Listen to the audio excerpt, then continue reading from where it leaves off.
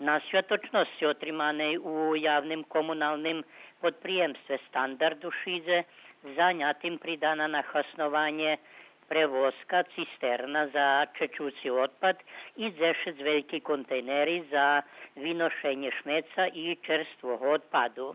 Вони будуть розпоряджені у 3 будинках, де зміщені мігранти, а будуть основані і за потреби локальної самоуправи.